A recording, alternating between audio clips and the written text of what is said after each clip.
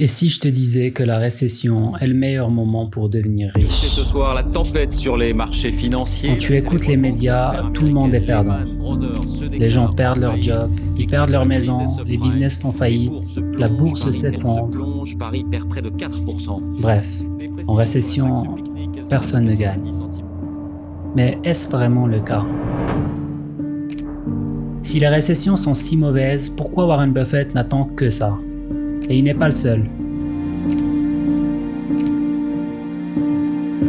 Ça n'a pas de sens. J'ai commencé par essayer de comprendre ce que c'est qu'une récession déjà. Ok, non, c'est pas vrai. Je connais déjà, c'est un peu mon métier. Enfin, je connais l'explication technique hyper chiante. Mais ça ne m'aide pas beaucoup. Il me faut une version simple. Ensuite, j'ai analysé des heures d'interview pour trouver leur stratégie secrète. Et surtout, est-ce qu'on peut faire la même chose? Eh bien, il se trouve qu'ils suivent tous les mêmes règles. Des règles basiques à la portée de tout le monde. J'ai tout noté, tout résumé et on va voir ça ensemble. Et j'ai un conseil, plus tu es jeune, plus tu as intérêt à suivre ça. Alors, installe-toi bien parce que cette vidéo est sur le point de changer ta vision sur la récession. Mais avant toute chose, il faut comprendre les bases. L'économie, de façon très simple, c'est tout ce qui concerne comment l'argent circule dans un pays.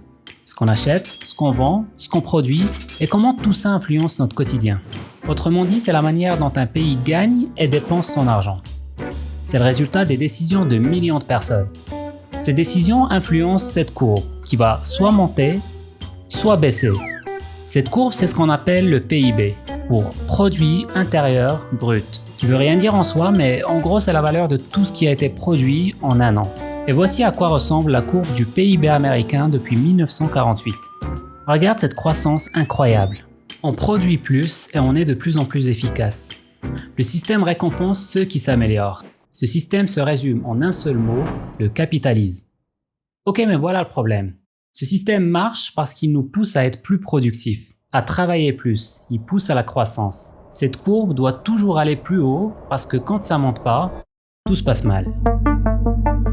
Vous aurez remarqué que c'est arrivé plusieurs fois.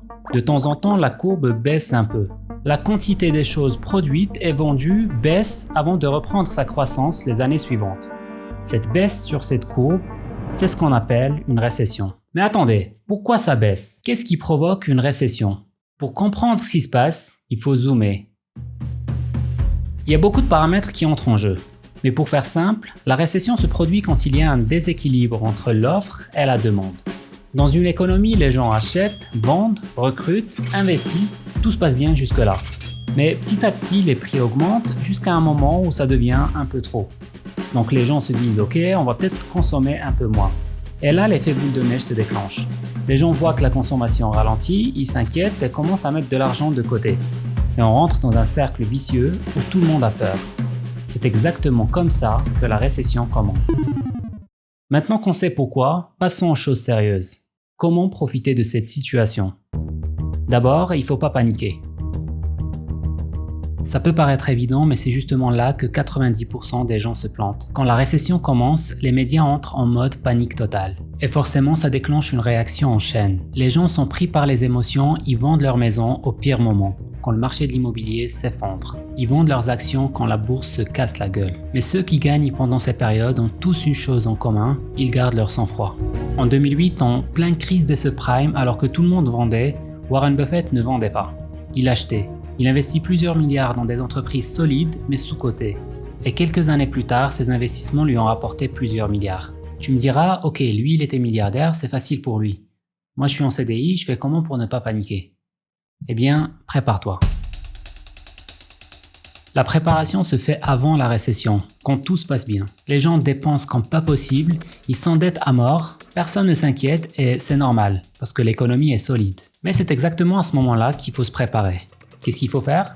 La première chose à faire, c'est de mettre de l'argent de côté, le plus tôt possible, pour avoir un fonds d'urgence. Il faut avoir au moins 3 à 6 mois de dépenses de côté. Si tu as besoin de 2 000 € pour vivre, ton fonds d'urgence doit être entre 6 000 et 12 000 €. Deuxième étape, rembourse tes dettes au maximum, surtout celles qui ont des taux élevés. En récession, il y a beaucoup de licenciements, et quand les gens sont virés, ils n'arrivent plus à rembourser leurs dettes. Alors ils sont obligés de vendre leur maison à perte. Troisième étape, diversifie tes revenus. Si tu as une seule source de revenus et qu'elle disparaît, c'est la catastrophe. Alors pense à faire monétiser une compétence. Si tu ne sais pas trop quoi faire, alors apprends quelque chose. Que ce soit de la rédaction, du montage vidéo, de la création de sites web ou du consulting. Apprends quelque chose que tu pourras vendre en tant que freelance. Maintenant que tu t'es bien préparé, il suffit d'attendre tranquillement jusqu'au jour où ça arrive. Et là, c'est festival. Tu saisis les opportunités.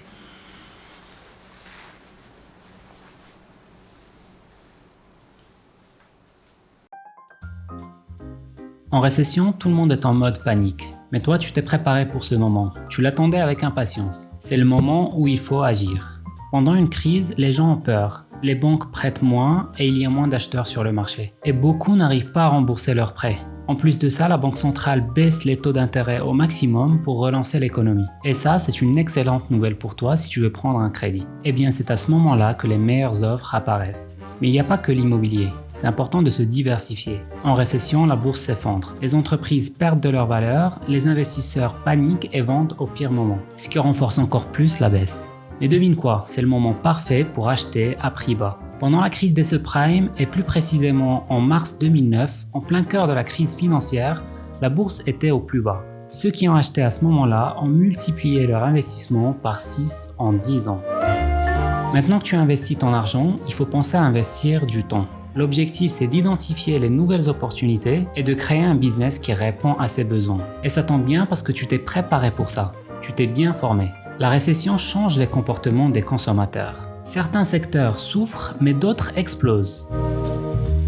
Je suis tombé sur cet article qui liste le top 10 des entreprises qui ne connaissent pas la récession. Par exemple, les services de réparation sont plus demandés. En récession, il se trouve que les gens cherchent plus à réparer plutôt que de remplacer. Ou alors les services d'indépendants ou freelance. Les entreprises n'ont plus de budget pour payer les grandes agences, ils préfèrent utiliser des indépendants.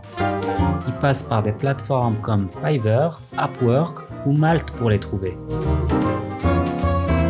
D'ailleurs, selon le même article, créer une entreprise en récession pourrait être bénéfique pour vous. Je vous mets cet article en description si vous voulez plus de détails. Il y a une tonne d'opportunités. Il faut juste être prêt quand l'occasion se présentera.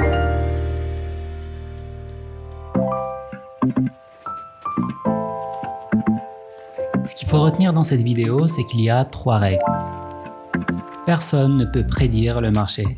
À chaque crise, des experts débarquent sur les plateaux télé pour annoncer que les marchés ne se remettront jamais. Et tu sais quoi, ils se trompent presque toujours. En mars 2020, quand la bourse s'est effondrée, beaucoup d'experts disaient que la reprise prendrait des années. Finalement, le marché a explosé à la hausse à peine quelques mois plus tard.